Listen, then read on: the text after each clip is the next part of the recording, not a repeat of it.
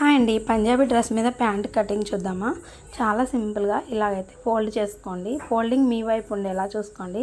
Pant cloth వాళ్ళు ఇచ్చింది ఇలాగా డబల్ ఫోల్డింగ్ మీద వేసి ఫోల్డింగ్ ఏ వైపు అయితే ఉందో ఆ వైపు మీ వైపు ఉండేలా చూసుకొని ఇక్కడ మనం ప్యాంట్ తీసుకొని కరెక్ట్గా స్ట్రైట్గా లాగి పట్టుకొని ఎంత హైట్ ఉందో చూసుకోండి. పైన మనము నడుం పట్టి వేస్తాం కదా, అది కాకుండా నడుం జాయింట్ పట్టి కాకుండా ఎంత లెంత్ ఉందో చూసుకొని పైన ఒక 1/2 ఇంచ్ ఎక్స్ట్రా వదిలేసుకోండి.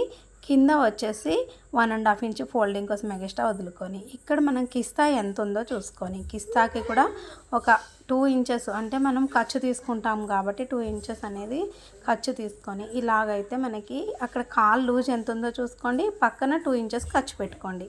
ఇలాగా ఇంకా మీకు ఎక్స్ట్రా కుచ్చు కావాలనుకుంటే ఇలా ఎక్స్ట్రా తీసుకోవచ్చు. ఎక్కువగా కుచ్చులు కావాలంటే ఇలా స్ట్రైట్గా తీసేసుకోవచ్చు. ఈ విధంగా కట్ చేసేసేయడమే. ప్యాంట్ కటింగ్ అయితే చాలా సింపుల్ అండి. ప్యాంట్ని అలా ఫోల్డ్ చేసేసి అలా కూడా మార్కింగ్ వేసేసుకోవచ్చు. ఇలా కొలుచుకుంటూ టేప్తో మార్క్ చేసినా సేమ్ వస్తుంది. ఈ కుచ్చుల ప్యాంట్ అనేది చాలా సింపుల్. దీన్నే మనం సైడ్ కుచ్చులుగా స్టిచ్ చేయొచ్చు, మిడిల్ కుచ్చులుగా స్టిచ్ చేసుకోవచ్చు. కటింగ్ అయితే ప్రాసెస్ ఇదే అనమాట. ఇంకా పైన నడుం పట్టీకి వచ్చేసి మనకి సపరేట్ పీస్ తీసుకోవాలి. ఇప్పుడు మనము కింద ప్యాంట్కి ఎంత హైట్ ఉందో చూసుకున్నాం, ఎగస్ట్రాస్ అయితే తీసుకున్నాం కదా. ఇక్కడ 1.5 ఇంచ్ వచ్చేసి మనం మడత పెట్టి కుచ్చు పెడతాం. అదే స్ట్రైట్ లైన్స్ కానీ ఏమైనా డిజైన్ వేసుకుంటాం కదా, కాలు పట్టి మందంగా ఉండాలి కాబట్టి ఎగస్ట్రా తీసుకున్నాం. అక్కడ వచ్చేసి మనకు కావాలి అంటే బక్రం షీట్ దొరుకుతుంది, అది కూడా వేయచ్చు.